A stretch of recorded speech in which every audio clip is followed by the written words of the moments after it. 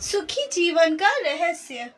एक महान संत हुआ करते थे जो अपना स्वयं का आश्रम बनाना चाहते थे, जिसके लिए वो कई लोगों से मुलाकात भी करते रहते थे। एक जगह से दूसरी जगह यात्रा के लिए उन्हें अक्सर जाना पड़ता था।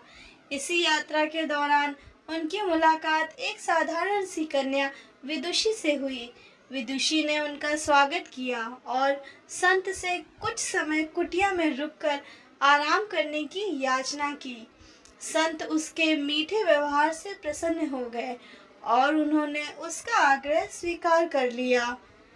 विदुषी ने संत को अपने हाथों का स्वादिष्ट भोजन कराया और उनके विश्राम के लिए खटिया पर एक दरी बिछा दी और खुद फर्श पर टाट बिछाकर सो गई। विदुषी को सोते ही नींद आ गई।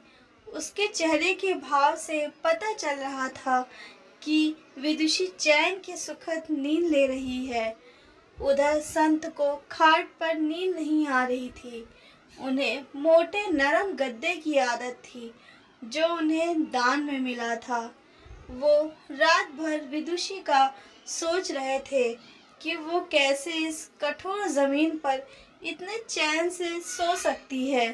दूसरे दिन सवेरा होते ही संत ने विदुषी से पूछा कि तुम कैसे इस कठोर धरा पर इतने चैन से सो रही थी। तब उसने बड़ी सरलता से उत्तर दिया, हे गुरुदेव, मेरे लिए मेरी ये छोटी सी कुटिया ही एक महल के समान ही भव्य है। इसमें मेरे श्रम की महक आती है। अगर मुझे एक समय भी भोजन मिलता है तो मैं खुद को भाग्यशाली मानती हूँ। जब दिन भर के कार्यों के बाद मैं इस धरा पर सोती हूँ तो मुझे माँ की गोद का आत्मीय एहसास होता है। मैं दिन भर के अपने सत्कर्मों का विचार करते हुए चैन की नींद सो जाती हूँ। मुझे एहसास भी नहीं होता कि मैं इस कठोर धरा पर हूँ। यह सब सुनकर संत जाने लगे। तब विदुषी ने पूछा, हे गुरुवर, क्या मैं भी आपके साथ आश्रम के लिए धन एकत्र करने चल सकती हूँ? तब संत ने बड़ी विनम्रता से उत्तर दिया, बालिका, तुमने तो जो मुझे आज ज्ञान दिया है उससे मुझे पता चला कि चित्त का सुख कहाँ है।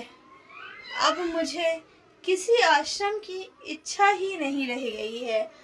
यह कहकर संत वापस अपने देश लौट गए और एकत्र किया धन उन्होंने गरीबों में बांट दिया और स्वयं एक कुटिया